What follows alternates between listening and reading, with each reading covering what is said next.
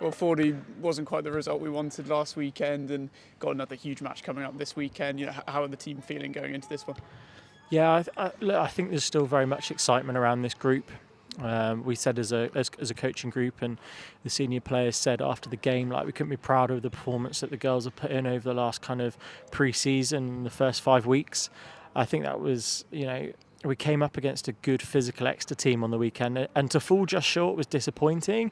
But we've learnt a lot, and we've learnt a lot about individual players as well. And look, we know it's a challenging season in terms of managing players' minutes and game time, and we certainly know we've got some real solid girls to rely on across the course of the season.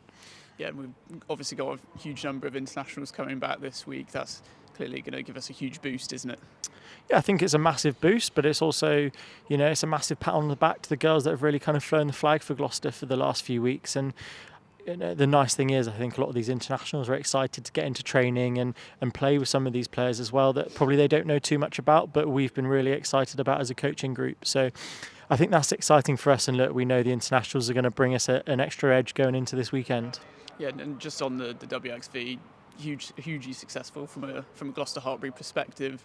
An England WXV1 win, Ireland runners-up in the WXV1, Spain WXV3 champions, and many more.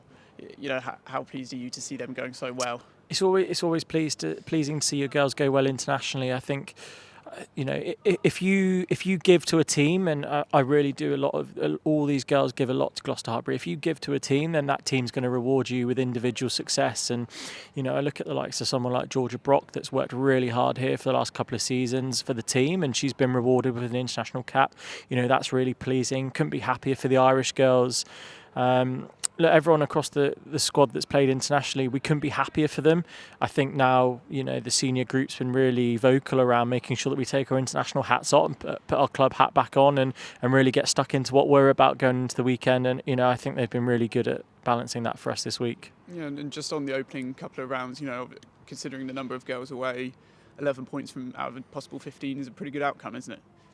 Massive success for us really as a club. And James Forrester spoke about that last night in our meeting about we couldn't be prouder of this group and a lot of young individuals within that squad that have really provided a really good platform now for these international girls to come in and ultimately get into and finish in the top four. And luckily now we don't have to chase because we've done so well in these first 3 games, so it's not a case that we're chasing now. It's can we build on it and can we just keep this run of success going.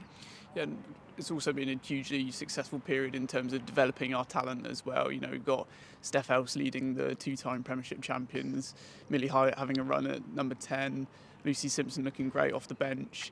It's been great for developing the talent as well, hasn't it? Yeah, again, it falls back to our pathway conversation, doesn't it, around why we believe in it so strongly. And I think to finish the first 2 PWR games with 4 of that front 5 being 18 years old, and fresh out of college is a massive statement to what this club is about. And like you said, Steph leading a group. She's only 20 years old, so for that, I think that's massive, and it's a massive testament to the work that everyone puts into the pathway and making sure that these girls really come out on the right side of their first games of women's rugby. And there's been success across the park in that, and a massive credit goes to kind of the backroom staff around making sure we've got enough players registered, we're keeping players fit and getting a good solid team out week in week out. It couldn't be done without them, so it is a massive group effort. Yeah, and Mo spoke in the huddle at full time last week as well. What was she saying to her team then? I think Mo just hit the nail on the head. Was a really nice example was probably Lucy Simpson on Monday. She couldn't believe she was in training with so many of these internationals. She was a bit starstruck, but Mo's message was, look, we couldn't be prouder of you, and we couldn't be proud of the shift that you put in on the weekend. It wasn't from a lack of effort or lack of trying that we lost that game. We just we felt short with a little bit of accuracy in the red zone, and that comes with learning for a lot of these young girls and these young players around what we need to do when we're in that area of the pitch. And they'll learn from that and they'll grow from that, where they continue to play their rugby, whether it's in the pathway or with GH, which is really nice. Yeah, we know how important squad depth is. We knew that last season when we had, big players, Zoe Aldcroft out, Sam Monaghan, Tat Hurd out for long periods. Our squad depth was really crucial then, wasn't it? Yeah, you've got to have a deep squad in this league to be successful. And again, it's probably highlighted to us how strong our squad actually is.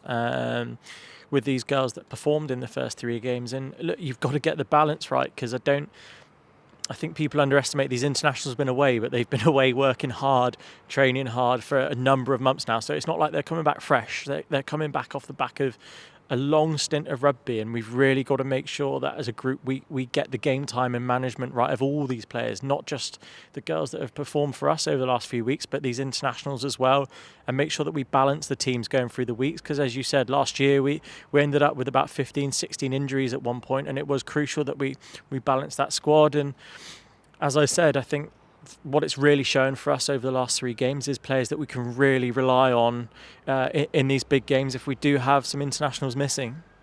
Saracens this weekend, the challenges that they come thick and fast, don't they? Yeah, they're the games you want to play in, though, I think. And as a squad, I think we're really relishing going down there, especially, after last season. Was our only loss in the league last year, but it kind of probably gave us that kick we needed to go on into the playoffs.